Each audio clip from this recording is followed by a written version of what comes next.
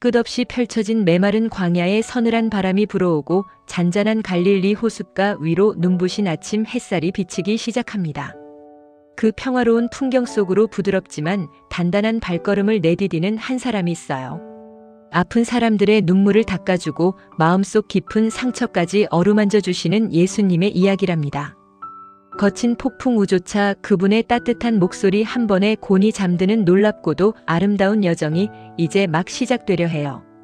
여러분도 그 포근하고 신비로운 기적의 발자취를 따라가 보고 싶지 않으신가요? 재미있는 이야기 성경 소설이 좋으신 분은 구독과 좋아요를 부탁드립니다. 구독과 좋아요는 성경 소설이 계속되는데 큰 힘이 됩니다. 오늘을 위한 기도를 댓글로 남겨주세요. 이제 본격적인 이야기 시작합니다. 태양이 뜨겁게 내리쬐는 유대 광야. 풀 한 폭이 제대로 자라기 힘든 거칠고 메마른 흙먼지 사이로 낙타털로 만든 거친 옷을 입고 허리에 낡은 가죽띠를 두른 한 남자가 서 있었어요.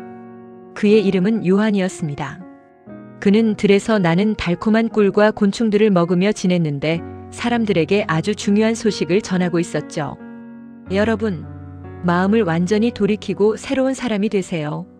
이제 곧 저보다 훨씬 더 위대하고 훌륭한 분이 오실 것입니다. 저는 그분의 신발끈을 풀어드릴 자격조차 없을 만큼 부족한 사람입니다. 저는 지금 이 시원한 강물로 여러분의 몸을 씻어주지만 그분은 아주 특별하고 거룩한 기운, 즉 성령으로 여러분의 마음속 깊은 곳까지 씻어주실 것입니다. 요한의 쩌렁쩌렁한 목소리가 광야에 메아리치자 수많은 사람들이 자신들의 잘못을 뉘우치며 맑은 요단강 물속으로 걸어들어와 세례를 받았어요. 그러던 어느 날이었어요. 북쪽의 조용한 마을 갈릴리 나사렛에서 온 한 청년이 요한 앞으로 다가왔습니다. 그분이 바로 예수님이셨어요. 예수님은 요한에게서 세례를 받기 위해 요단강 물속으로 천천히 걸어 들어가셨죠. 요한이 조심스럽게 물을 떠서 예수님의 머리 위로 흘려보냈을 때 정말 놀라운 일이 벌어졌어요. 예수님이 물 밖으로 나오시는 바로 그 순간 맑았던 하늘이 활짝 열리더니 눈부시게 하얀 비둘기 모양을 한 신비로운 빛이 예수님을 향해 사뿐히 내려앉은 거예요. 그리고 저 높고 푸른 하늘 위에서 세상에서 가장 따뜻하고 포근한 목소리가 울려 퍼졌습니다. 너는 내가 세상에서 가장 사랑하는 나의 아들이다. 내가 너를 보니 마음이 참으로 기쁘구나. 그 따뜻한 목소리가 하늘을 가득 채운 후 예수님은 곧바로 아무도 없는 깊은 광야로 발걸음을 옮기셨어요. 그곳은 무서운 들짐승들이 울부짖는 외롭고 험한 곳이었죠. 예수님은 그곳에서 자그마치 40일이라는 긴 시간 동안 먹지도 마시지도 않은 채 악한 영에게 힘든 시험을 받으셨어요. 하지만 천사들이 곁에 다가와 예수님을 정성껏 보살펴 주었고 예수님은 그 모든 힘든 시간을 꿋꿋하게 이겨내셨답니다. 시간이 조금 흐른 뒤 요한이 억울하게 감옥에 갇혔다는 슬픈 소식이 들려왔어요. 예수님은 사람들에게 하나님의 기쁜 소식을 전하기 위해 갈릴리로 향하셨습니다. 때가 되었습니다. 하나님의 나라가 이제 우리 곁에 아주 가까이 왔어요. 여러분, 지난날의 잘못을 뉘우치고 이 기쁜 소식을 마음속 깊이 믿으세요. 예수님의 목소리는 부드러우면서도 사람들의 마음을 쿵쿵 울리는 묘한 힘이 있었어요.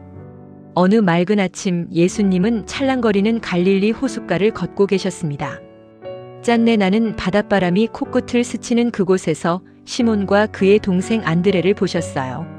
두 사람은 어부였기 때문에 이른 아침부터 커다란 그물을 바다에 던지며 열심히 일하고 있었죠. 이마에는 땀방울이 송글송글 맺혀 있었고 손에는 굳은 살이 가득했어요. 예수님은 그들의 바쁘고 고단한 삶을 따뜻한 눈빛으로 바라보시며 아주 부드럽게 말씀하셨어요. 나를 따라오세요. 이제부터 나는 여러분이 물고기를 낚는 대신 사람들의 마음을 낚아 생명을 살리는 귀한 어부가 되도록 해줄게요. 정말 신기한 일이었어요. 시몬과 안드레는 예수님의 그 짧고도 따뜻한 한마디에 마치 마법에 걸린 것처럼 마음이 뭉클해졌어요. 두 형제는 생명처럼 아끼던 낡은 그물을 모래사장에 툭 던져두고 뒤도 돌아보지 않은 채 예수님의 뒤를 졸졸 따르기 시작했습니다. 아무런 의심도 걱정도 없는 맑은 얼굴이었죠. 예수님과 두 형제는 모래사장을 따라 조금 더 걸어갔어요. 그곳에는 커다란 나무배 위에서 아버지와 함께 찢어진 그물을 바늘로 꼼꼼하게 꿰매고 있는 또 다른 형제 야고보와 요한이 있었어요. 야고보야, 요한아, 나와 함께 가자꾸나. 예수님의 부드러운 목소리가 바람을 타고 그들의 귓가에 닿았습니다. 그들 역시 아버지와 배 그리고 일꾼들을 남겨둔 채 주저없이 자리에서 일어나 예수님을 따라 나섰어요. 평범하고 고단한 삶을 살던 4명의 어부들이 세상을 변화시킬 위대한 여정의 첫 발걸음을 떼는 아주 작지만 찬란한 순간이었습니다. 예수님과 4명의 제자들은 갈릴리 호숫가에서 멀지 않은 가버나움이라는 꽤 큰 마을로 들어갔어요. 며칠 뒤 사람들은 안식일을 맞아 커다란 회당에 옹기종기 모여들었죠. 안식일은 일주일 동안 열심히 일한 사람들이 쉬면서 하나님을 기억하는 소중한 날이거든요. 예수님도 사람들과 함께 회당에 들어가서 여러 가지 좋은 말씀들을 가르쳐 주셨어요. 그런데 사람들은 예수님의 말씀을 듣고는 깜짝 놀라고 말았어요. 그동안 율법을 가르쳐 주던 보통 선생님들과는 전혀 달랐거든요. 예수님의 말씀 한마디 한마디에는 마치 꽉 막힌 마음이 뻥 뚫리는 것 같은 맑은 힘과 자신감이 넘쳐 흘렀어요. 모두가 눈을 동그랗게 뜨고 예수님의 이야기에 푹 빠져 있었죠. 바로 그때였어요. 회당 뒤쪽에서 갑자기 소름 끼치는 날카로운 비명소리가 들려왔습니다. 으악! 나사렛 사람 예수여! 당신이 우리와 도대체 무슨 상관이 있단 말입니까? 우리를 없애버리려고 온 건가요? 나는 당신이 누구인지 아주 잘 알고 있습니다. 당신은 하나님이 보내신 가장 거룩한 분입니다. 나쁜 귀신에 씌어 오랫동안 괴로워하던 한 남자가 소리를 지르며 난동을 피우기 시작한 거예요. 사람들은 깜짝 놀라 뒷걸음질을 쳤어요. 하지만 예수님은 조금도 당황하지 않으시고 아주 단호하고 엄격한 목소리로 귀신을 향해 꾸짖으셨어요. 당장 입을 다물고 그 사람에게서 나오너라. 예수님의 호통이 떨어지자마자 나쁜 귀신은 그 불쌍한 남자의 몸을 사시나무 떨듯 부들부들 떨게 만들더니 커다란 괴성을 지르며 몸 밖으로 쑥 빠져나갔습니다. 바닥에 쓰러졌던 남자는 언제 그랬냐는 듯 평안한 숨을 내쉬며 일어났어요. 회당 안에 있던 모든 사람들은 입을 다물지 못했어요.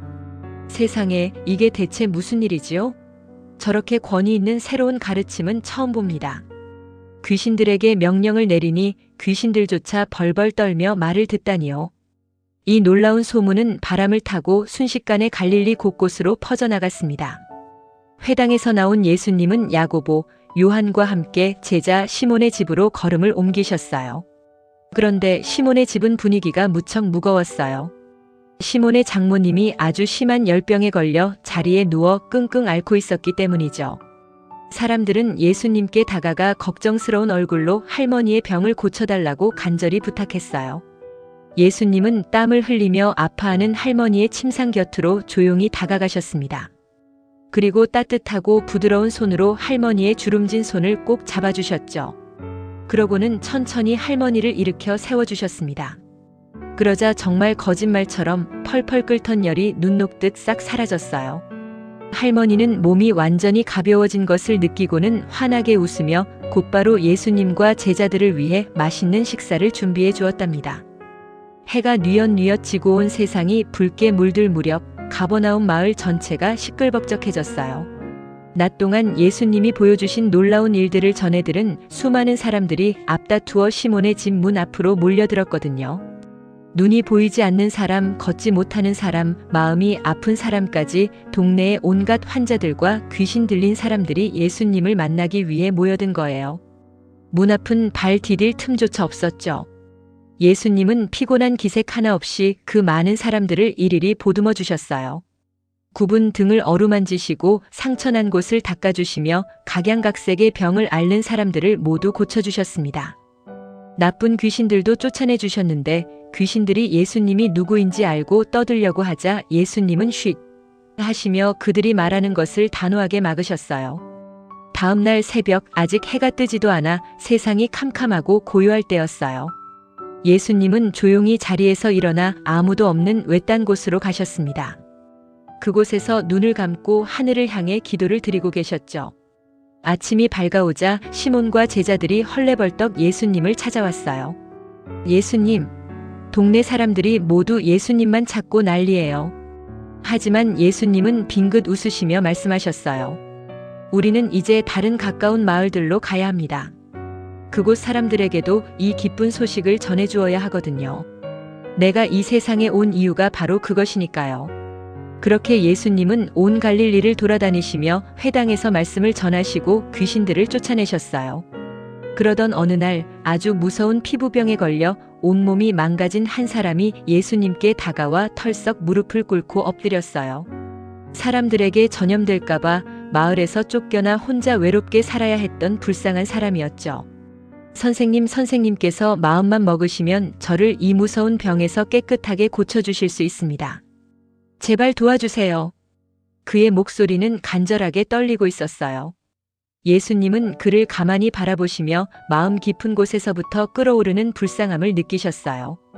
보통 사람 같으면 징그럽다고 도망치거나 돌을 던졌겠지만 예수님은 오히려 따뜻한 손을 뻗어 그 사람의 짓무른 피부 위에 살포시 얹으셨어요. 내가 간절히 원합니다. 이제 깨끗하게 나으세요. 예수님의 부드러운 손길이 닿자마자 그 사람의 몸을 덮고 있던 흉측한 상처들이 눈 깜짝할 사이에 뽀얗고 매끈한 살갗으로 변했어요. 병이 완전히 나은 거예요. 남자는 기쁨에 겨워 펑펑 눈물을 흘렸어요. 예수님은 그에게 아무에게도 말하지 말고 제사장에게 몸을 보여주어 내가 나았다는 것을 증명하거라라고 당부하셨지만 너무 기뻤던 남자는 동네방네 뛰어다니며 소문을 내고 말았어요.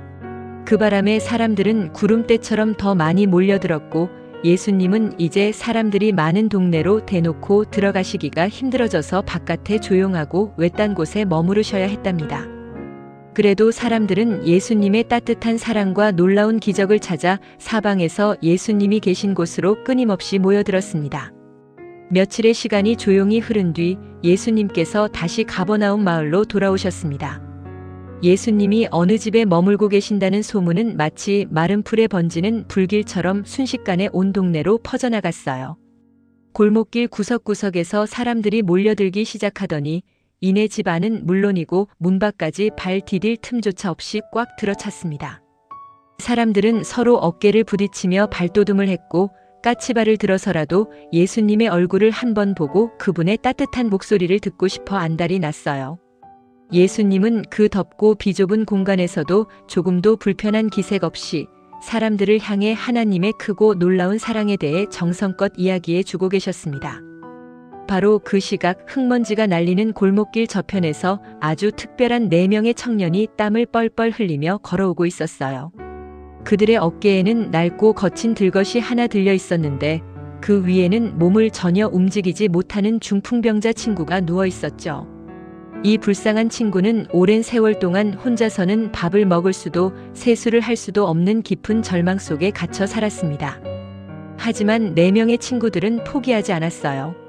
예수님이라는 분을 만나면 우리 친구가 다시 걸을 수 있을지도 몰라. 그들은 오직 그 작은 희망 하나를 품고 헐떡이는 숨을 내쉬며 이곳까지 온 것이었어요. 하지만 막상 도착해보니 상황은 절망적이었습니다. 겹겹이 둘러싼 사람들의 벽은 너무나 두꺼워서 들것을 든 채로는 도저히 집 안으로 한 발짝도 들어갈 수가 없었거든요. 비켜주세요. 제발 길 좀 내어주세요. 아무리 외쳐도 사람들은 예수님의 말씀에 푹 빠져 길을 내어주지 않았습니다. 들것 위에 누운 친구의 눈가에 실망의 눈물이 고이려던 찰나 4 친구 중 한 명이 집의 옆면으로 난 바깥 계단을 가리키며 눈을 반짝였어요. 포기할 수 없어. 지붕으로 올라가자. 그들은 조심스럽게 그러나 굳은 결심을 안고 들것을 맨 채 비탈진 계단을 올라 평평한 지붕 위로 올라갔습니다. 당시의 지붕은 나뭇가지를 엮고 그 위에 진흙을 덮어 굳힌 형태였어요. 친구들은 예수님이 서 계실 만한 위치를 어림잡아 계산한 뒤 맨손으로 단단하게 굳은 지붕에 흙을 파내기 시작했습니다. 손톱이 깨지고 흙먼지가 날렸지만 그들은 멈추지 않았어요.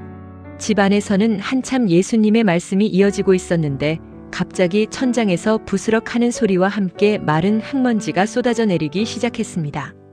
사람들은 깜짝 놀라 위를 쳐다보았죠. 곧이어 천장에 커다란 구멍이 뻥 뚫리더니 눈부신 햇살이 기둥처럼 쏟아져 들어왔어요. 그리고 그 빛을 타고 네 가닥의 밧줄에 매달린 들것 하나가 스르르 예수님 바로 앞까지 내려왔습니다. 방 안은 찬물을 끼얹은 듯 조용해졌어요. 누군가는 화를 낼 법도 한 무례한 행동이었으니까요. 하지만 위를 올려다보시는 예수님의 얼굴에는 환한 기색 대신 세상을 다 품을 듯한 인자하고 따뜻한 미소가 번져 있었습니다. 예수님은 지붕 위에서 땀방울을 뚝뚝 흘리며 간절하게 내려다보는 내 친구의 눈빛을 보셨어요. 친구를 살리기 위해 지붕까지 뚫어버린 그들의 엄청난 용기와 믿음이 예수님의 마음을 깊이 울린 것입니다. 예수님은 들것에 누워 두려움과 기대감으로 떨고 있는 병자를 부드럽게 바라보며 아주 다정하고도 놀라운 말씀을 하셨어요. 나의 아들아, 안심하여라. 너의 죄가 모두 용서받았단다. 그 따뜻한 한마디에 병자의 굳어있던 마음에 평안이 스며들었습니다. 하지만 방 한구석에 앉아있던 율법학자들의 표정은 싸늘하게 굳어졌어요. 그들은 속으로 몹시 불쾌해하며 투덜거렸습니다. 아니, 저 사람이 도대체 자기가 뭔데 감히 죄를 용서한다고 말하는 거지. 이건 하나님을 모독하는 엄청난 죄악이야. 죄는 오직 하나님 한 분만이 용서하실 수 있는 것인데 말이야.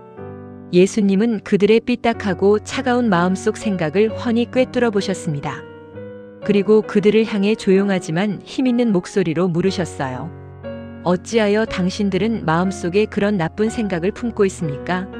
이 아픈 사람에게 너의 죄가 용서받았다라고 말하는 것과 일어나서 내 침상을 들고 걸어가라라고 말하는 것 중에 어느 것이 더 쉽겠습니까? 나는 하늘에서 온 사람으로서 이 땅에서 죄를 용서하는 권리를 가지고 있다는 것을 이제 여러분에게 똑똑히 보여주겠습니다. 그러고는 다시 몸을 돌려 바닥에 누운 중풍병자를 향해 단호하게 명령하셨습니다. 내가 너에게 말한다. 이제 그만 일어나거라. 내가 누워있던 그 자리를 걷어들고 당장 내 집으로 돌아가거라. 그 순간 숨막히는 정적이 흘렀습니다. 병자는 침을 꿀꺽 삼키며 굳어있던 자신의 다리에 힘을 주어 보았어요.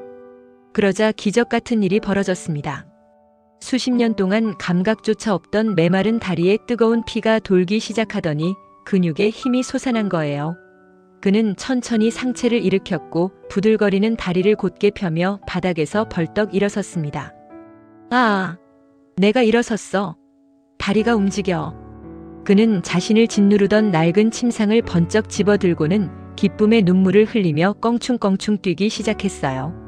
사람들은 홍해가 갈라지듯 옆으로 비켜서며 길을 열어주었고 방 안은 순식간에 우레와 같은 함성과 찬양 소리로 가득 찼습니다.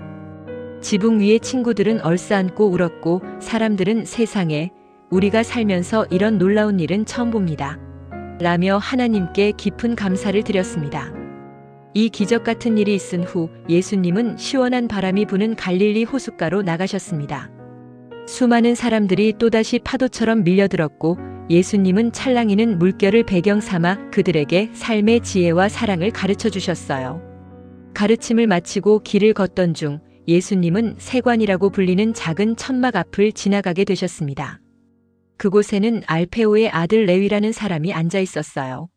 사람들은 그를 마태라고도 불렀죠. 레위의 직업은 세무원, 즉 세리였습니다. 당시 이스라엘 사람들에게 세리는 나라를 배신하고 가난한 사람들의 돈을 강제로 빼앗아 로마에 바치는 아주 나쁘고 더러운 죄인으로 취급받았어요. 길을 가다 세리와 눈이라도 마주치면 사람들은 고개를 돌리고 침을 뱉을 정도였죠.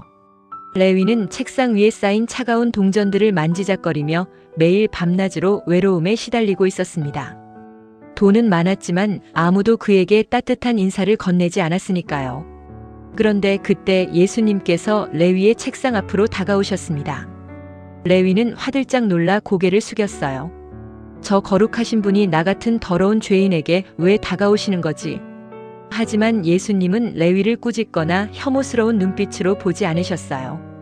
오히려 세상에서 가장 따뜻하고 친근한 눈빛으로 레위의 눈을 맞추며 조용히 손을 내밀어 주셨습니다. 레위야, 나를 따라오너라. 그 짧은 한마디는 레위의 얼어붙은 마음을 단숨에 녹여버렸습니다. 평생 처음으로 자신을 사람으로, 그것도 소중한 존재로 불러준 목소리였으니까요. 레위는 돈이 가득한 상자와 장부를 그 자리에 내버려 둔 채 홀린 듯이 자리에서 일어났습니다. 사람들의 손가락질과 차가운 시선보다 자신을 부르시는 예수님의 그 따뜻한 사랑이 훨씬 더 크게 다가왔기 때문입니다. 그는 그렇게 자신의 모든 과거를 뒤로하고 예수님의 든든한 제자가 되었습니다. 레위는 예수님을 만난 것이 너무나 기쁘고 행복해서 자신의 넓은 집으로 예수님과 제자들을 초대해 아주 큰 잔치를 열었습니다.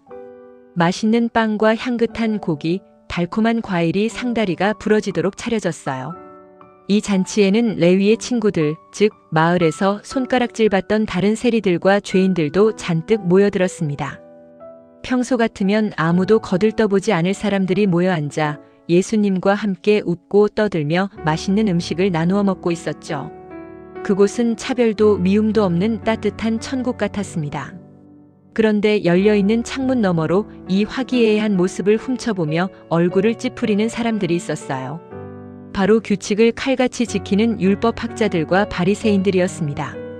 그들은 입을 삐죽거리며 예수님의 제자들을 향해 비아냥거리듯 따져 물었어요. 아니, 대체 당신들의 선생님은 어찌 된 사람입니까? 저렇게 수준 낮고 더러운 세리들, 죄인들과 한 상에 둘러앉아 음식을 먹다니요. 정말 부끄럽지도 않습니까? 제자들이 당황해서 머뭇거릴 때 방 안에서 이 소리를 다 듣고 계시던 예수님께서 온화하지만 뼈가 있는 목소리로 대답하셨습니다. 여러분, 건강하고 튼튼한 사람에게는 의사가 필요 없습니다. 병들고 아픈 사람에게라야 비로소 의사가 필요한 법이지요. 나는 스스로 착하고 바르다고 생각하는 의인들을 부르러 이 땅에 온 것이 아닙니다. 마음이 아프고 상처받은 죄인들을 불러서 그들의 마음을 치료해주고 구원하기 위해 온 것입니다. 예수님의 이 따뜻하고 품격 있는 대답에 바리새인들은 아무런 대꾸도 하지 못하고 꿀먹은 벙어리가 되고 말았어요. 하지만 사람들의 트집은 거기서 끝나지 않았습니다. 당시 이스라엘에서는 슬픔을 표현하거나 기도를 깊게 하기 위해 밥을 굶는 금식이라는 규칙이 있었어요. 세례 요한의 제자들과 바리새인들은 이 규칙을 아주 꼬박꼬박 지키며 스스로를 자랑스러워했죠.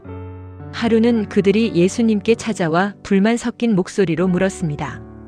요한의 제자들과 바리새인들은 정해진 날마다 꼬박꼬박 금식을 하는데 왜 당신의 제자들은 금식은커녕 매일 저렇게 배불리 먹고 마시며 즐거워하는 것입니까? 하나님을 믿는 사람들의 태도가 아니지 않습니까? 예수님은 그들의 딱딱하게 굳은 얼굴을 보며 재미있는 비유를 들어 아주 쉽게 설명해 주셨어요. 결혼식장에 초대받은 손님들을 한번 생각해 보세요. 멋진 신랑과 함께 잔치를 즐기며 축하해야 할 기쁜 날에 슬픈 얼굴로 밥을 굶는 사람이 세상에 어디 있겠습니까? 신랑이 곁에 있는 동안에는 누구나 마음껏 먹고 즐거워하는 것이 당연합니다. 내 제자들도 마찬가지입니다. 지금은 나와 함께 있으니 기뻐할 때입니다. 물론 훗날 신랑인 나를 떠나보내야 할 슬픈 날이 올 것입니다. 그때가 되면 제자들도 자연스럽게 슬퍼하며 금식하게 될 것입니다. 예수님은 이해를 돕기 위해 조금 더 깊은 이야기를 꺼내셨습니다. 여러분, 낡아서 헐어버린 옷에 아직 줄어들지 않은 빳빳하고 새로운 천 조각을 대고 꿰매는 사람은 아무도 없습니다. 만약 그렇게 하면 새 천이 줄어들면서 낡은 옷을 더 심하게 찢어버리게 될 테니까요. 또 한창 부글부글 끓으며 발효되고 있는 새 포도주를 오래되고 낡아빠진 가죽 부대에 담는 사람도 없습니다. 새 포도주의 팽창하는 힘을 이기지 못하고 낡은 부대가 펑 하고 터져버려 포도주도 쏟아지고 부대도 망가지게 되기 때문입니다. 그러니 신선한 새 포도주는 튼튼하고 잘 늘어나는 새 가죽 부대에 담아야 두 가지 모두를 안전하게 보존할 수 있습니다. 이 말씀은 아주 중요한 뜻을 품고 있었어요. 낡은 옷과 낡은 가죽 부대는 바리새인들이 만들어 놓은 숨막히고 답답한 옛날의 딱딱한 규칙들을 뜻했고, 새 포도주는 예수님이 가져오신 새롭고 생명력 넘치는 사랑의 복음을 뜻했습니다. 예수님의 따뜻한 사랑과 자유는 옛날의 낡은 규칙이라는 틀 안에 억지로 가둬둘 수 없다는 것을 가르쳐 주신 것이죠. 시간이 조금 더 흘러 눈부시게 맑은 햇살이 쏟아지는 어느 안식일이 되었습니다. 안식일은 아무 일도 하지 않고 쉬어야 하는 거룩한 날이었어요. 예수님과 제자들은 황금빛으로 탐스럽게 물든 밀밭 사이로 난 좁은 길을 산책하듯 걷고 계셨습니다. 살랑이는 바람에 밀 이삭들이 사각사각 부딪히는 소리가 아주 평화로웠죠. 그런데 아침부터 이리저리 돌아다니느라 배가 많이 고팠던 제자들이 그만 무심코 밀밭에 이삭을 툭툭 잘라 손바닥으로 비빈 다음 알맹이를 입에 쏙 털어넣으며 걷기 시작했어요. 배를 채우려는 아주 작은 행동이었지만 매의 눈으로 이들을 감시하며 졸졸 따라다니던 바리새인들에게는 좋은 먹잇감이 되었습니다. 그들이 앞을 가로막으며 날카롭게 소리쳤어요. 이보시오. 저것 좀 보십시오. 안식일에는 농사를 지으면 안 된다는 율법을 모르십니까? 밀 이삭을 자르는 것은 추수하는 노동입니다. 왜 당신의 제자들은 안식일에 절대 해서는 안 될 나쁜 짓을 버젓이 저지르는 것입니까? 그들은 안식일에 하지 말아야 할 수십 가지의 복잡한 규칙들을 스스로 만들어 놓고 사람들이 숨도 편히 쉬지 못하게 감시하고 있었던 거예요. 예수님은 길을 멈추고 그들의 답답한 눈빛을 마주보며 아주 차분하고 지혜롭게 말씀하셨습니다. 당신들은 성경의 이야기를 읽어본 적이 없습니까? 옛날 위대한 다윗 왕이 사울 왕에게 쫓겨 목숨이 위태롭고 몹시 배가 고팠을 때의 일말입니다. 다윗과 그의 부하들은 하나님의 성소에 들어가서 오직 제사장들만이 먹을 수 있도록 구별해 놓은 아주 거룩한 진설병 빵을 허겁지겁 나누어 먹었습니다. 비록 규칙을 어긴 것이었지만 하나님은 배고프고 지친 다윗 일행의 생명을 살린 그 행동을 결코 벌하지 않으셨습니다. 하나님은 규칙보다 사람의 생명과 불쌍한 마음을 더 소중하게 생각하시기 때문이지요. 바리새인들은 예상치 못한 지혜로운 대답에 눈만 끔벅거렸습니다. 예수님은 황금빛 밀밭을 부드럽게 쓰다듬으며 모든 사람의 마음을 어루만지는 가장 중요한 진리를 선포하셨습니다. 잘 들으십시오. 안식일은 사람들에게 숨막히는 짐을 지우고 벌을 주기 위해 존재하는 날이 아닙니다. 하나님께서 사람이 안식일이라는 굴레에 얽매이도록 만든 것이 아니라 지친 사람들이 푹 쉬면서 평안을 누릴 수 있도록 사람을 위해 안식일을 아름답게 선물로 주신 것입니다. 그러므로 하늘에서 온 나 인자는 이 안식일의 진짜 참된 주인입니다. 따스한 오후의 햇살이 예수님의 어깨 위로 쏟아졌고 밀밭에는 다시금 평화로운 바람이 불어왔습니다. 율법의 차가운 잣대보다 사람을 먼저 사랑하시는 예수님의 그 넓고 포근한 마음은 곁에서 걷고 있던 제자들의 지친 발걸음마저 깃털처럼 가볍게 만들어 주었답니다. 햇살이 맑게 비치는 안식일 아침, 예수님은 다시 가버나움의 회당으로 걸음을 옮기셨습니다. 회당 안에는 여느 때처럼 수많은 사람이 모여 있었고 그 중에는 한쪽 손이 앙상하게 말라붙어 꼼짝도 하지 못하는 가엾은 남자도 웅크리고 앉아 있었어요. 그는 사람들의 차가운 시선을 피해 늘 자신의 아픈 손을 옷자락 깊숙이 숨기고 다니는 외롭고 상처 많은 사람이었죠. 그런데 회당 한 구석에는 팔짱을 낀 채 매서운 눈초리로 예수님을 노려보는 사람들이 있었습니다. 바로 율법을 엄격하게 지키는 바리새인들이었어요. 그들은 예수님이 과연 아무 일도 하면 안 되는 안식일에 이 아픈 사람의 병을 고쳐주는지 지켜보고 있었어요. 만약 병을 고친다면 안식일의 규칙을 어겼다는 핑계로 예수님을 붙잡아 가둘 속셈이었던 거예요. 그들의 눈빛에는 사람을 걱정하는 따뜻한 마음 대신 꼬투리를 잡으려는 차가운 도끼만 가득했습니다. 예수님은 그들의 굳게 닫힌 악한 마음을 이미 다 알고 계셨어요. 그래서 구석에 숨어있던 손 마른 사람을 향해 부드럽지만 아주 또렷한 목소리로 부르셨습니다. 나의 형제여, 이쪽 한가운데로 나와서 서보세요. 남자는 덜덜 떨리는 걸음으로 사람들 앞 중앙으로 걸어 나왔습니다. 수백 개의 눈동자가 그와 예수님을 숨죽여 지켜보고 있었어요. 예수님은 바리새인들을 빙 둘러보시며 아주 진지하고 엄숙하게 질문을 던지셨습니다. 여러분에게 묻겠습니다. 안식일에 선하고 착한 일을 하는 것과 악하고 나쁜 일을 하는 것, 어느 것이 옳습니까? 생명을 살리고 구하는 것과 생명을 죽게 내버려 두는 것 중 어느 것이 하나님의 뜻에 맞습니까? 바리새인들은 꿀먹은 벙어리처럼 입을 꾹 다문 채 아무런 대답도 하지 못했습니다. 자신들의 속마음을 들켜버렸기 때문이죠.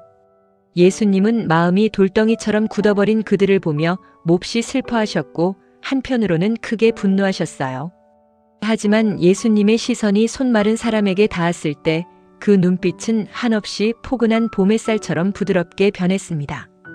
예수님은 남자에게 따뜻하게 말씀하셨습니다. 자, 당신의 그 아픈 손을 내게 앞으로 쭉 내밀어 보세요. 남자가 용기를 내어 옷자락 속에 감춰두었던 앙상한 손을 천천히 뻗는 순간이었습니다. 정말 믿을 수 없는 기적이 일어났어요. 뼈만 남아 구부러져 있던 손가락에 뜨거운 피가 돌기 시작하더니 순식간에 반대쪽 손처럼 오동통하고 건강한 모습으로 활짝 펴진 것입니다. 평생의 고통이 눈 녹듯 사라지는 기적을 맛본 남자는 바닥에 엎드려 펑펑 감격의 눈물을 흘렸습니다. 하지만 이 아름다운 광경을 보고도 바리새인들은 기뻐하기는커녕 화가 머리끝까지 났어요. 그들은 씩씩거리며 회당을 빠져나가 밖에서 헤롯 당원들을 만났고 어떻게 하면 예수님을 죽일 수 있을지 끔찍한 음모를 꾸미기 시작했습니다. 그들의 무서운 계획을 아신 예수님은 제자들을 데리고 그곳을 떠나 넓은 갈릴리 바닷가로 내려가셨습니다. 하지만 소문은 꼬리에 꼬리를 물고 퍼져 갈릴리 사람들뿐만 아니라 남쪽의 유대, 예루살렘, 이두메, 요단강 건너편 그리고 아주 멀리 있는 두로와 시돈이라는 외국 땅에서까지 어마어마한 사람들이 예수님을 만나기 위해 몰려왔어요. 발 디딜 틈조차 없이 수만 명의 인파가 파도처럼 밀려들자 병을 고치고 싶은 사람들은 예수님의 옷자락이라도 한번 만져보려고 서로 밀치며 앞으로 다가왔습니다. 상황이 너무 혼잡해지자 예수님은 자칫 사람들이 다치실까봐 제자들에게 작은 배 한 척을 준비하게 하셨어요. 배를 바다에 살짝 띄우고 그 위에 오르신 예수님은 모래사장에 빽빽하게 앉은 사람들을 향해 따뜻한 위로의 말씀과 생명의 가르침을 전해주셨습니다. 귀신 들린 사람들은 예수님 곁에 오기만 해도 땅에 엎드려 당신은 하나님의 아들입니다 하고 소리를 질렀지만 예수님은 내가 누구인지 절대로 말하지 말아라 하시며 그들의 입을 단호하게 막으셨습니다. 수많은 사람을 돌보시느라 몸이 녹초가 된 어느 날 저녁 예수님은 조용히 산 위로 올라가셨습니다. 그곳에서 밤새워 하나님께 간절히 기도를 드리신 후 아침이 밝아오자 자신을 따르던 제자들 중에서 특별히 중요한 일을 맡길 12명을 곁으로 부르셨습니다. 예수님은 이들을 단순한 제자가 아니라 사도, 즉 특별한 임무를 받아 세상으로 보내지는 사람이라고 부르셨어요. 내가 너희를 선택한 이유는 너희가 항상 나와 함께 있으면서 내 마음을 배우게 하기 위해서란다.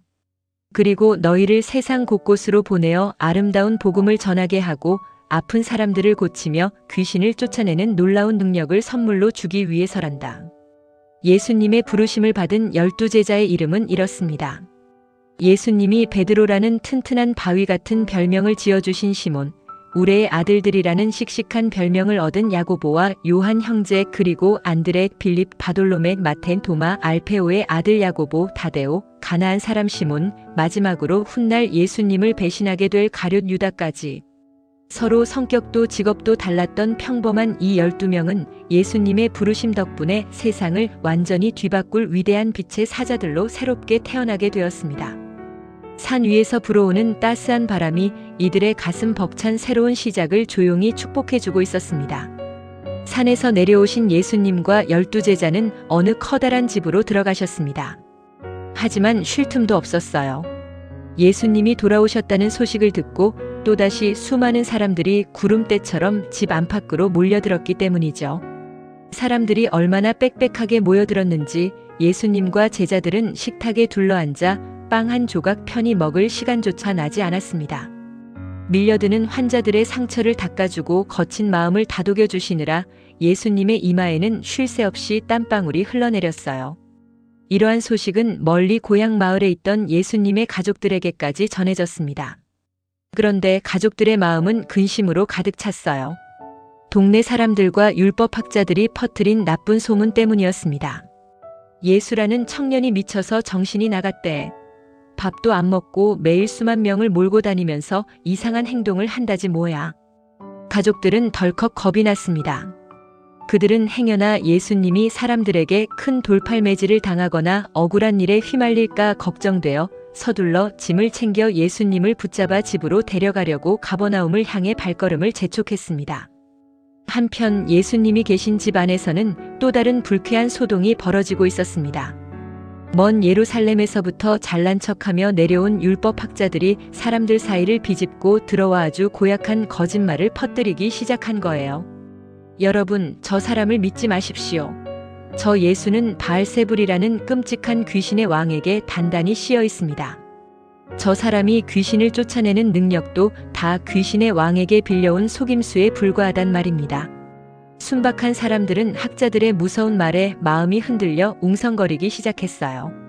식사를 하려다 말고 이 소리를 들으신 예수님은 사람들을 곁으로 부르신 뒤 아주 알아듣기 쉽고 지혜로운 비유를 들어 그들의 엉터리 주장을 부드럽지만 날카롭게 반박하셨습니다.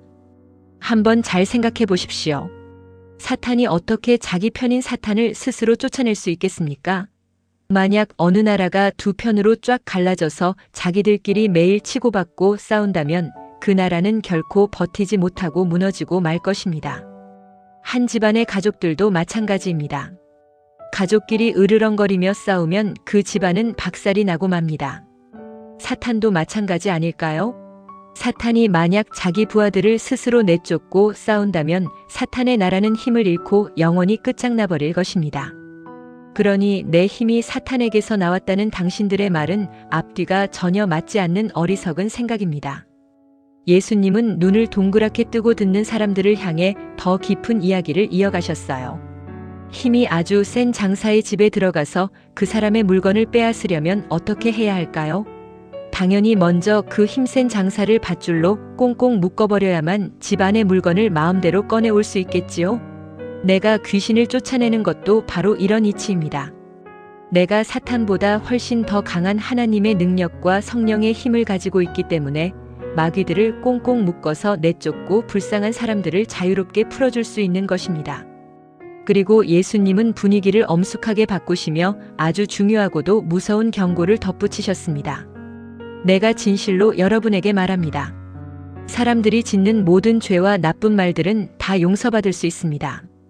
하지만 하나님의 거룩한 영인 성령님이 하시는 아름다운 일을 사탄의 짓이라고 우기며 성령님을 모독하는 죄만큼은 이 세상에서도 그리고 앞으로 올 세상에서도 절대 용서받지 못할 것입니다. 이 말씀은 율법학자들이 예수님 안에 계신 성령님의 맑고 깨끗한 능력을 더러운 귀신이라고 깎아내린 것에 대한 아주 따끔한 꾸중이었어요. 예수님이 이 놀라운 진리의 말씀을 전하고 계실 바로 그때 집 밖에서 사람들의 웅성거리는 소리가 들렸습니다. 예수님의 어머니 마리아와 동생들이 드디어 도착한 것이었죠. 하지만 사람들이 너무 많아 담장 밖에서 발을 동동 구르며 사람을 시켜 예수님을 불러달라고 부탁했습니다. 무리 중 누군가가 예수님께 큰 소리로 외쳤어요. 선생님, 밖에 선생님의 어머니와 동생들 그리고 누이들이 몹시 걱정하며 선생님을 애타게 찾고 계십니다. 어서 나가보셔야 할 것 같아요. 모든 사람의 시선이 예수님께 쏠렸습니다. 가족을 향해 밖으로 급히 뛰어나가실 거라 생각했기 때문이죠. 하지만 예수님은 그 자리에 차분히 앉으신 채 놀랍게도 이렇게 반문하셨습니다. 과연 누가 나의 진짜 어머니이고 나의 진짜 형제들입니까? 사람들은 고개를 갸우뚱했어요. 예수님은 빙그레 웃으시며 당신의 주위에 동그랗게 모여 앉은 사람들 그리고 초롱초롱한 눈빛으로 자신을 바라보는 제자들을 아주 사랑스러운 눈길로 차례차례 둘러보셨습니다. 그곳에는 가난한 사람, 병에서 막 나은 사람, 과거에 죄를 지었으나 눈물로 회개한 사람들이 옹기종기 모여 서로의 체온을 나누고 있었죠. 예수님은 두 팔을 크게 벌려 그들 모두를 따뜻하게 감싸 안을 듯한 몸짓으로 말씀하셨습니다. 잘 보십시오. 바로 여기에 앉아있는 여러분이 나의 어머니이며 나의 형제들입니다. 나를 낳아주신 육신의 가족도 참으로 소중하지만 진정으로 영원한 가족은 따로 있습니다.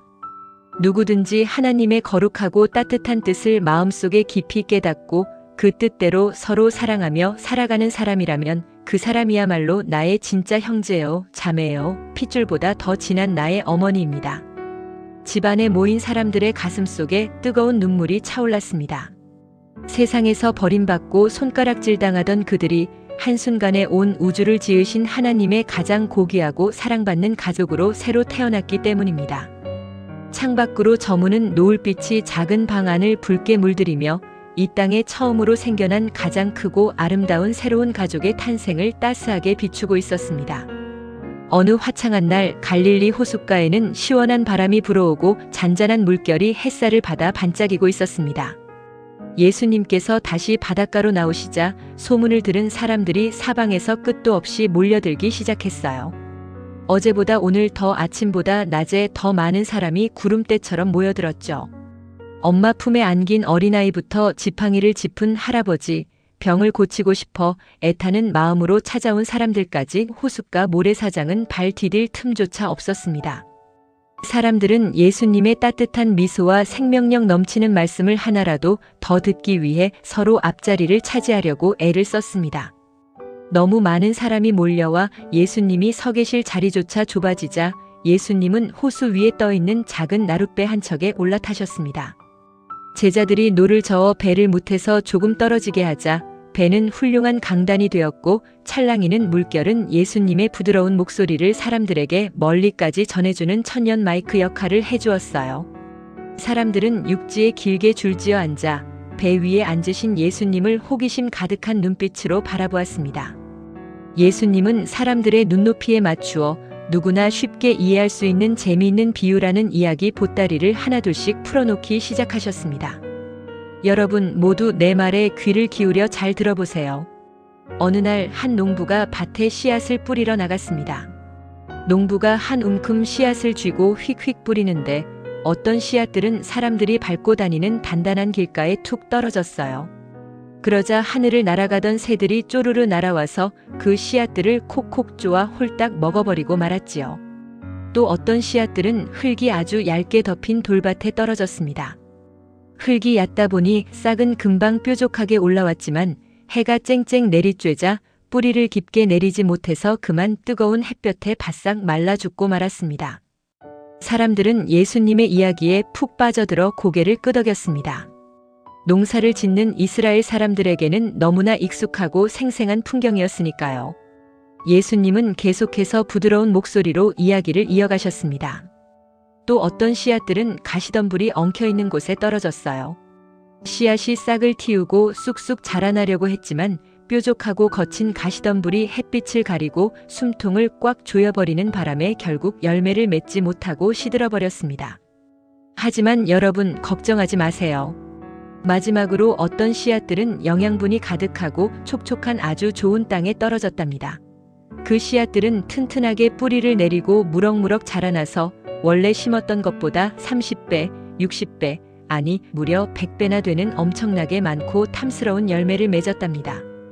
들을 귀가 있는 사람은 내가 하는 이 이야기의 진짜 의미를 마음 깊이 새겨 들으십시오. 예수님의 이야기는 한편의 아름다운 그림처럼 사람들의 머릿속에 생생하게 그려졌습니다. 나중에 사람들이 다 돌아가고 예수님께서 제자들과 조용히 계실 때 제자들이 다가와 방금 하신 비유의 진짜 뜻이 무엇인지 여쭈어 보았습니다. 예수님은 다정한 미소를 지으며 마치 비밀을 알려주듯 차분하게 설명해 주셨어요. 너희에게는 하나님 나라의 놀라운 비밀을 알 수 있는 허락이 내려졌지만 다른 사람들에게는 아직 비유로만 이야기해야 한단다. 방금 내가 말한 씨앗은 바로 하나님의 귀한 말씀을 뜻한단다. 길가에 뿌려졌다는 것은 사람들이 하나님의 말씀을 듣기는 하지만 마음이 닫혀 있어서 사탄이 얼른 다가와 그 마음속에 심긴 말씀을 쏙 빼앗아 가버리는 사람들을 말하지. 돌밭에 떨어진 씨앗은 처음 말씀을 들을 때는 기뻐하며 폴짝폴짝 뛰지만 마음에 깊은 뿌리가 없어서 나중에 힘든 일이나 어려움이 닥치면 금방 포기하고 넘어지는 사람들이란다. 제자들은 숨을 죽이고 예수님의 설명에 귀를 기울였습니다. 가시덤불에 떨어진 씨앗은 어떻겠니? 말씀을 듣기는 하지만 매일매일 살아가는 걱정거리, 돈을 더 많이 벌고 싶은 욕심, 세상의 화려한 것들에 대한 생각들이 마음을 꽉 채워버려서 말씀이 더 이상 자라나지 못하는 사람들을 뜻한단다. 하지만 좋은 땅에 뿌려진 씨앗은 다르단다. 하나님의 말씀을 들으면 그것을 온 마음으로 쏙 받아들이고 소중하게 간직해서 결국 자신과 세상을 변화시키는 30배, 60배, 100배의 아름다운 열매를 맺는 사람들을 말하는 것이지. 너희의 마음은 과연 어떤 땅과 같으냐? 이어서 예수님은 또 다른 재미있는 비유를 들려주셨습니다.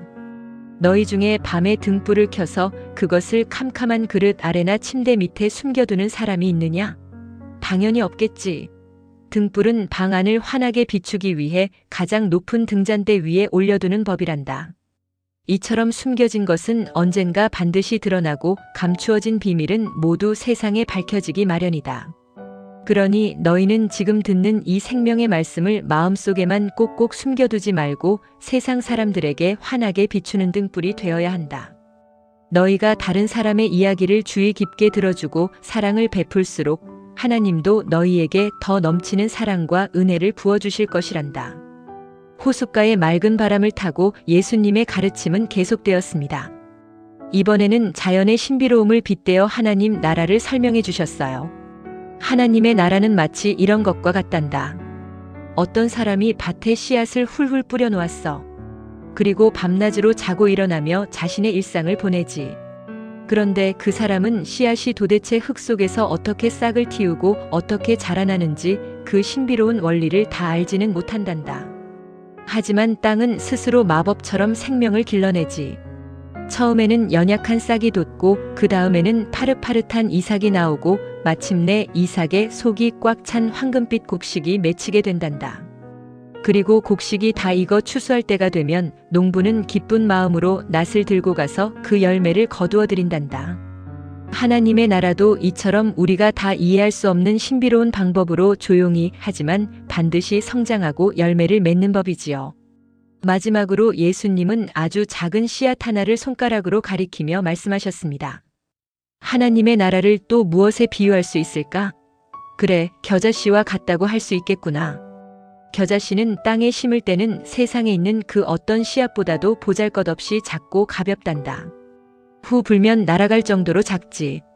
하지만 일단 땅에 심겨서 자라나기 시작하면 주변의 어떤 풀보다도 훨씬 더 거대하고 튼튼하게 자라난단다. 나중에는 굵은 가지를 사방으로 뻗어서 하늘을 날아다니는 새들이 날아와 그 그늘 아래에 둥지를 틀고 편안하게 쉴 수 있을 만큼 아주 큰 나무가 된단다. 하나님의 나라도 지금은 너희처럼 작은 사람들의 모임으로 시작하지만 결국에는 온 세상을 덮고 수많은 사람에게 참된 평안과 쉼을 주는 거대한 나무로 자라날 것이다. 이처럼 예수님은 사람들이 쉽게 이해할 수 있도록 그들의 살 속에서 흔히 볼 수 있는 친근한 이야기들로 천국의 비밀을 다정하게 가르쳐 주셨습니다. 어느덧 해가 뉘엿뉘엿 지고 호숫가에는 붉고 아름다운 저녁 노을이 짙게 깔리기 시작했습니다. 온종일 수많은 사람에게 말씀을 가르치고 아픈 이들을 돌보시느라 예수님의 몸은 천근만근 무거워지셨습니다. 제자들도 지친 기색이 역력했어요. 예수님은 몰려든 무리를 뒤로 하고 제자들에게 조용히 말씀하셨습니다. 이제 이 호수를 건너서 저쪽 건너편 마을로 가자꾸나. 제자들은 사람들을 돌려보낸 뒤 예수님께서 배에 앉아 계신 그대로 노를 저어 호수 중심을 향해 나아갔습니다. 갈릴리 호수는 주변이 높은 산들로 둘러싸여 있어서 평소에는 유리알처럼 맑고 잔잔하지만 때때로 산골짜기에서 차가운 바람이 갑자기 불어닥치면 무시무시한 돌풍으로 변하는 아주 변덕스러운 곳이었어요. 배가 호수 한가운데쯤 이르렀을 때였습니다. 방금 전까지 평화롭던 밤하늘에 갑자기 먹구름이 새까맣게 몰려오더니 으스스한 찬 바람이 쌩쌩 불기 시작했습니다. 이내 바람은 귀를 찢을 듯한 괴성을 지르는 거센 폭풍으로 변했습니다. 우르릉 쾅쾅. 천둥 번개가 내리치고 산더미처럼 커다란 파도가 미친 듯이 일렁이며 작은 나룻배를 사정없이 때리기 시작했어요.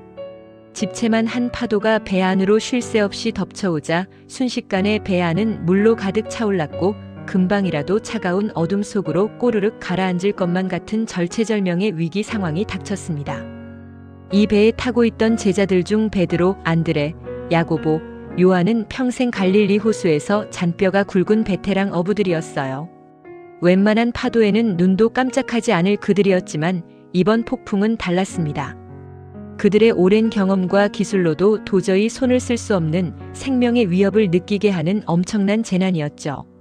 제자들은 하얗게 질린 얼굴로 이리저리 뛰어다니며 바가지로 물을 퍼내고 돛을 부여잡았지만 몰아치는 자연의 분노 앞에서는 추수밭의 메뚜기처럼 한없이 작고 무기력할 뿐이었습니다. 안 되겠다.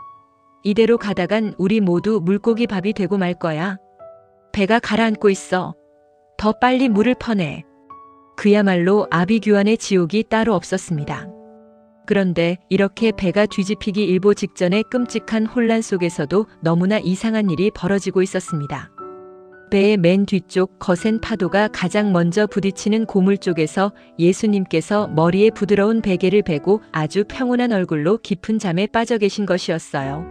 온종일 수만 명을 돌보며 육신이 한계치까지 피곤하셨던 것도 있지만 온 우주를 다스리시는 하나님 품 안에서 그 어떤 두려움도 느끼지 않으시는 예수님만의 절대적인 평안이 폭풍 우 한가운데를 감싸고 있었던 것입니다.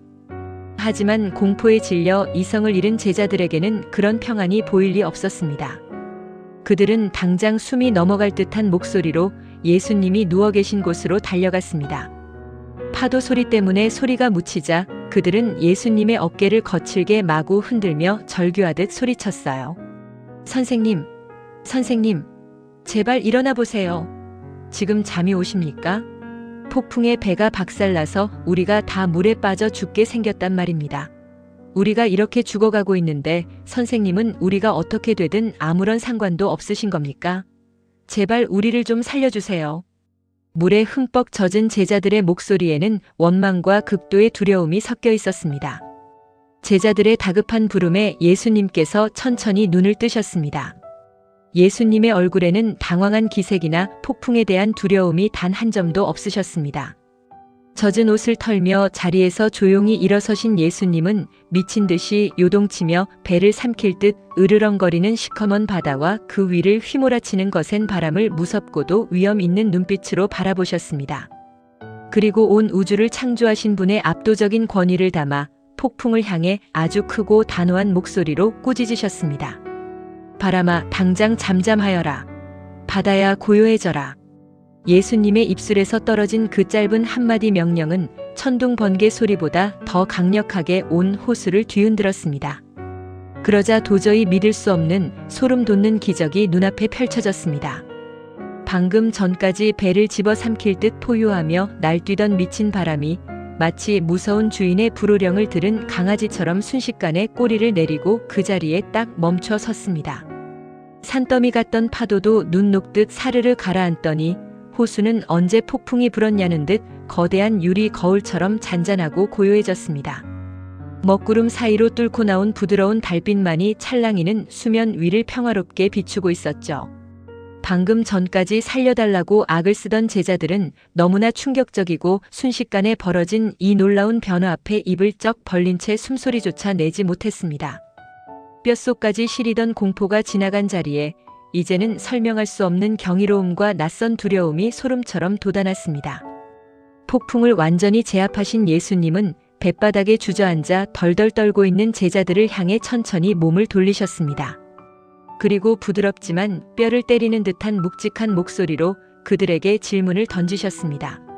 너희는 어찌하여 그렇게 두려움에 떨며 쩔쩔매느냐?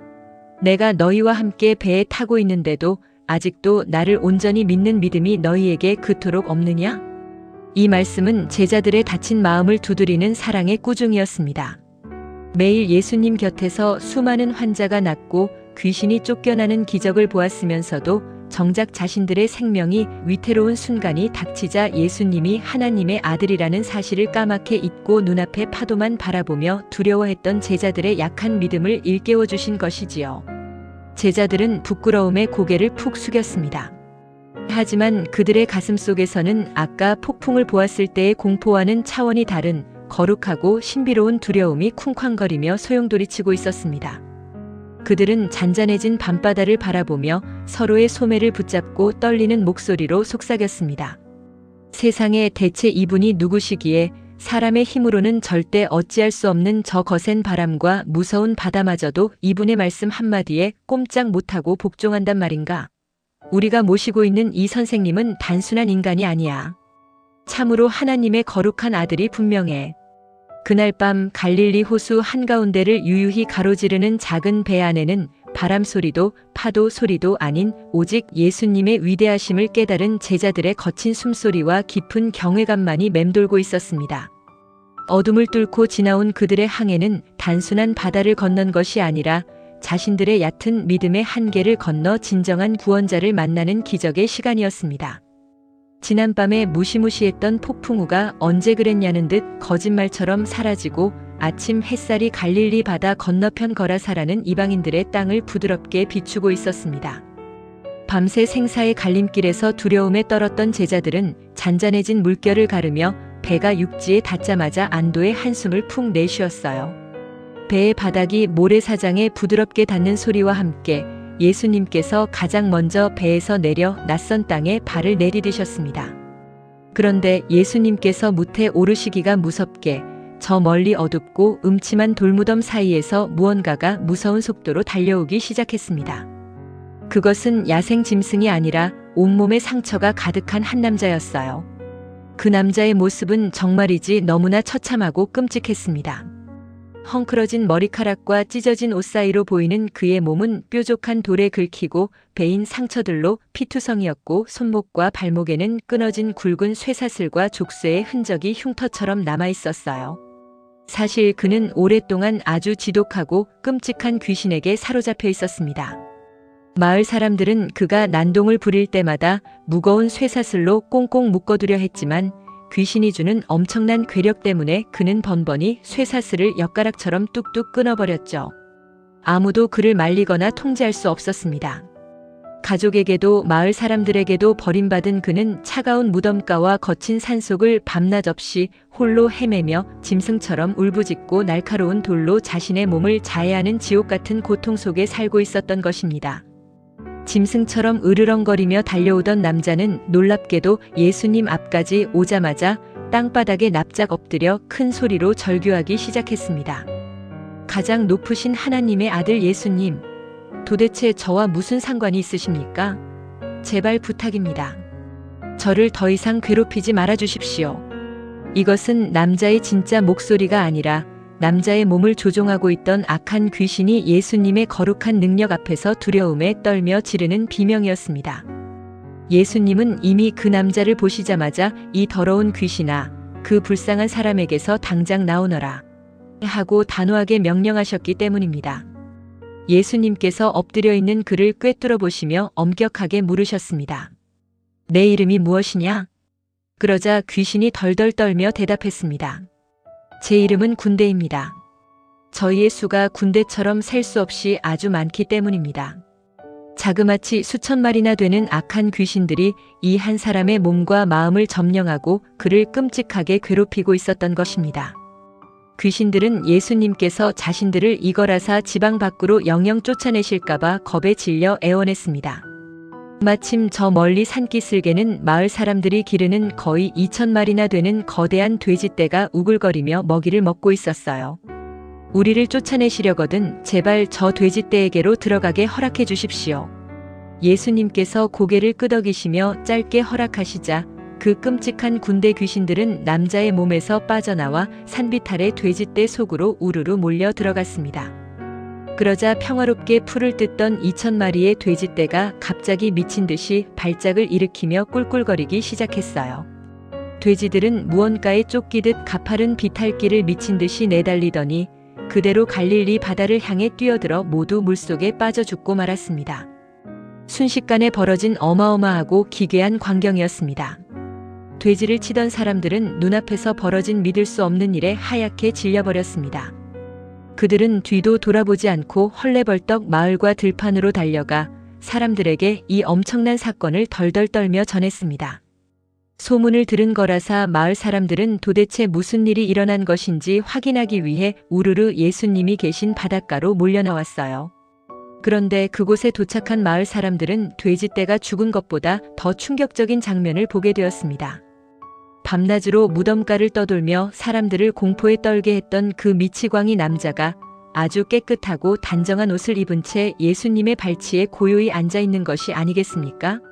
그의 눈빛은 맑게 빛나고 있었고 흉터 가득한 얼굴에는 세상에서 한 번도 본 적 없는 깊고 평안한 미소가 번져 있었습니다.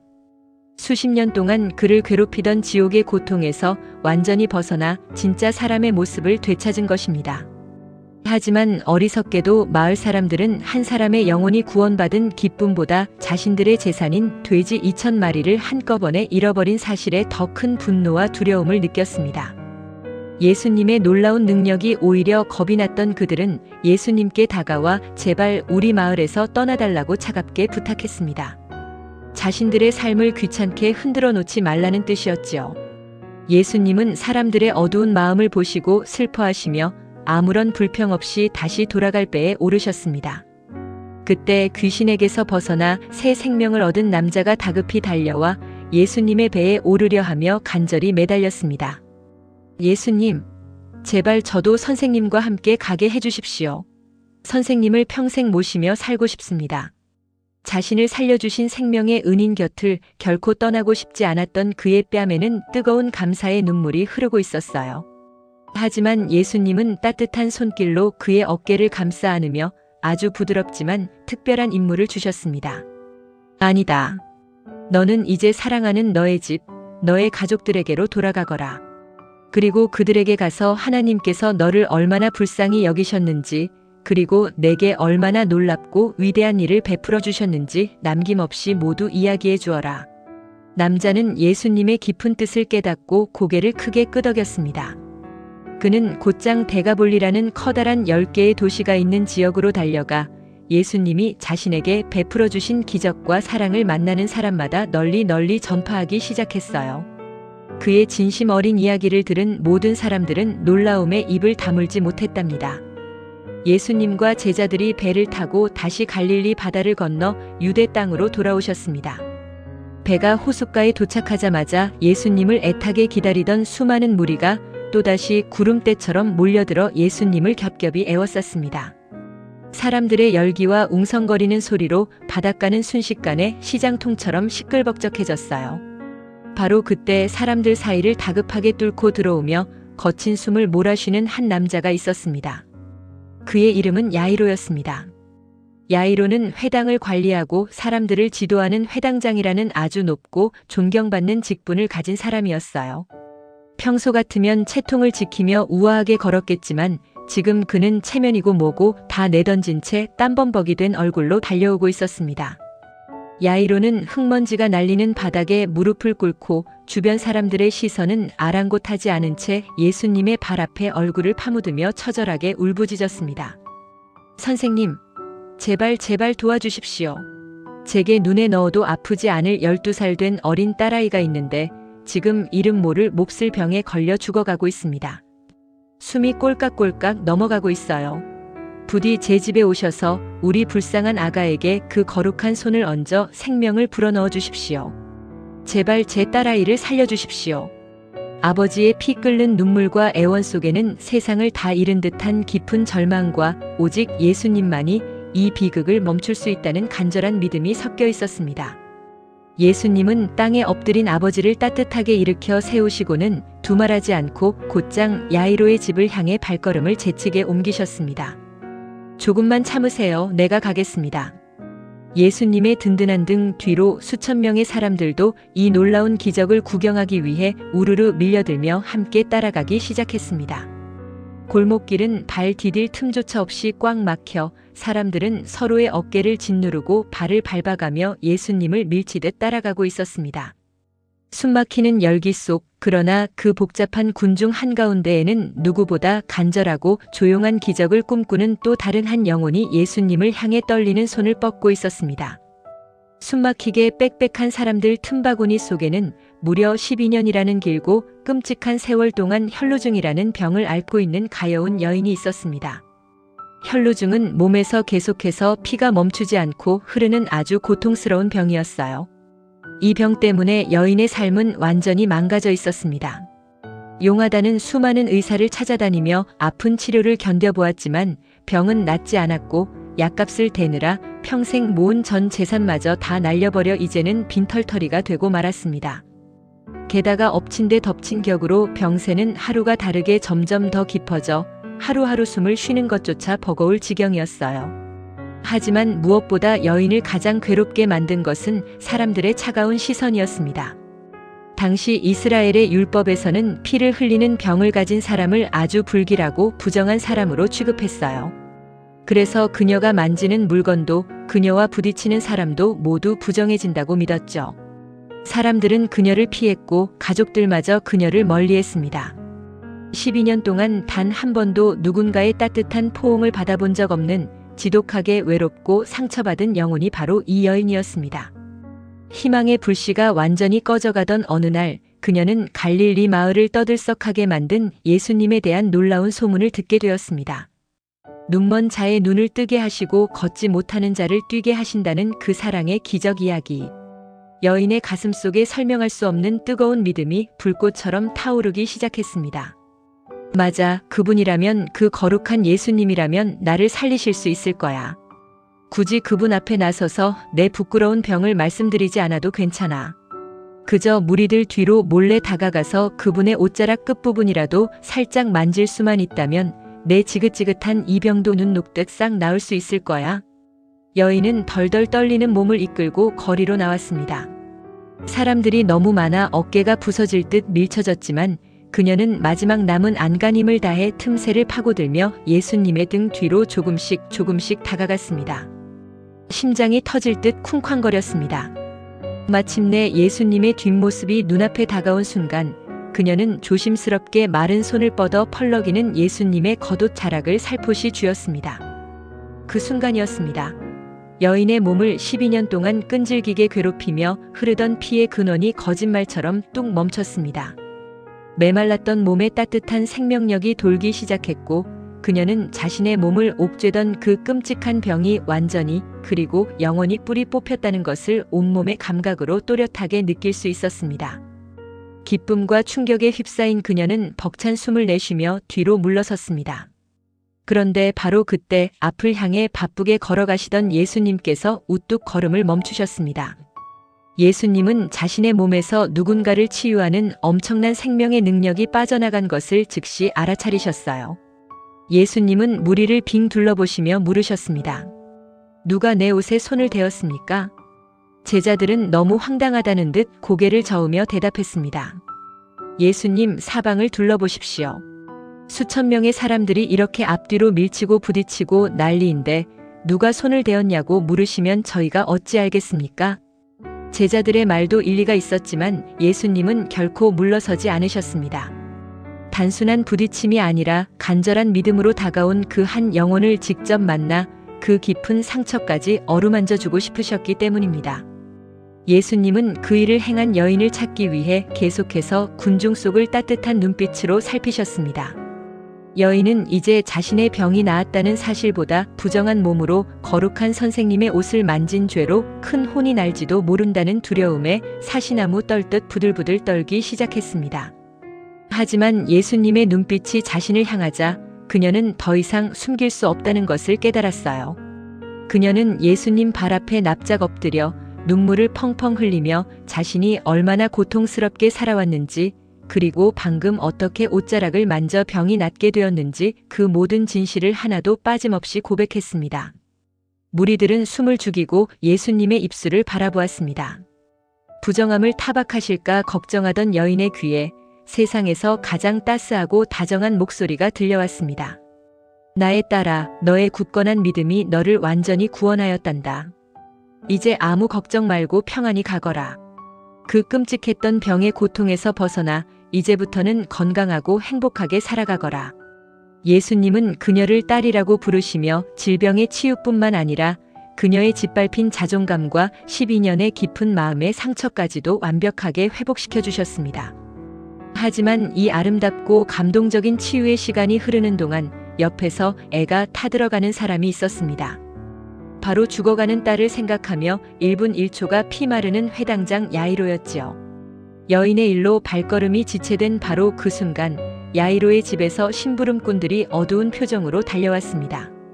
그들은 야이로를 곁으로 끌어당기며 절망적인 소식을 귓속말로 전했습니다. 어르신, 이미 늦었습니다. 따님이 그만 세상을 떠나고 말았습니다. 아가씨가 숨을 거두었으니 이제 선생님을 더 이상 괴롭게 하지 마십시오. 모든 것이 끝났습니다.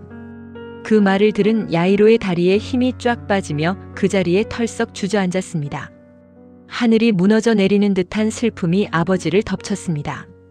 12년을 앓던 여인은 방금 구원을 받았는데 자신의 12살 된 꽃다운 딸은 영원히 눈을 감아버렸다는 사실에 가슴이 갈기갈기 찢어지는 듯 했어요. 절망에 빠져 오열하는 야이로의 곁으로 예수님께서 조용히 다가오셨습니다.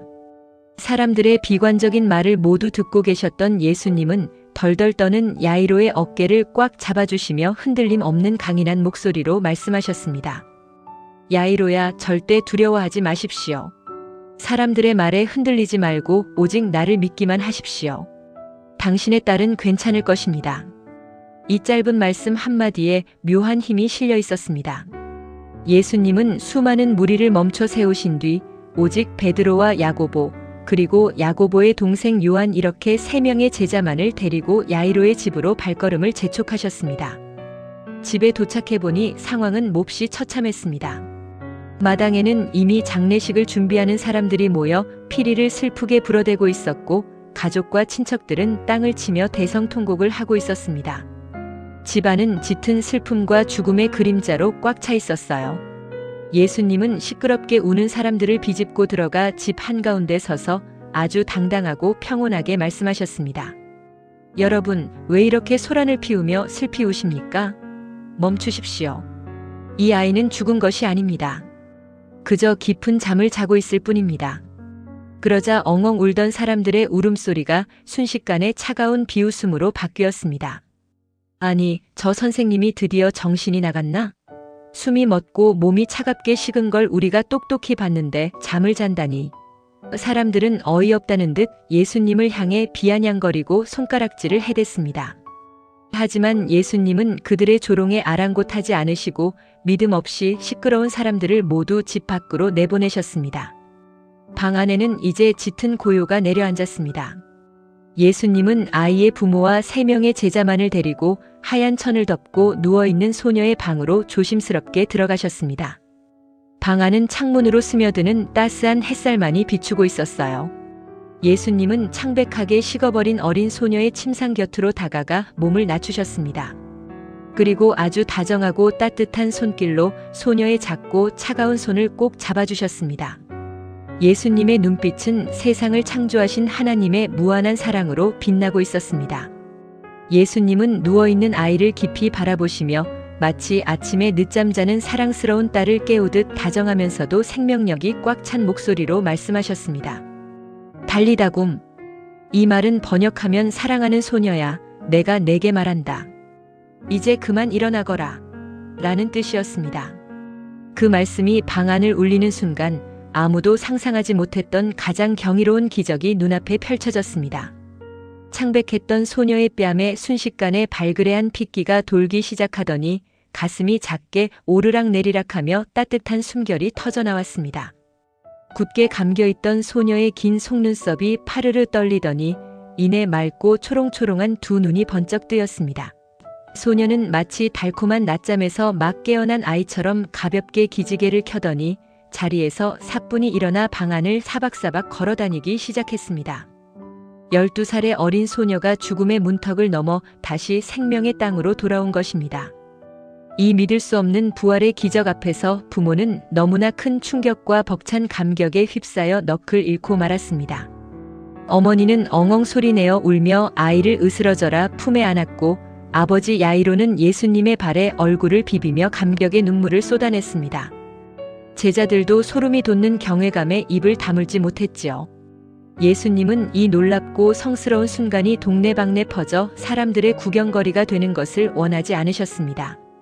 그래서 부모에게 이 일이 어떻게 일어났는지 아무에게도 말하지 마십시오라고 엄하게 당부하셨어요. 그러고는 기쁨에 겨워 어찌할 바를 모르는 부모를 향해 빙그레 따뜻한 미소를 지으시며 세심하고도 다정한 마지막 부탁을 건네셨습니다. 아이가 깊은 잠에서 깨어 배가 많이 고플 것입니다. 아이에게 먹을 것을 좀 가져다 주십시오.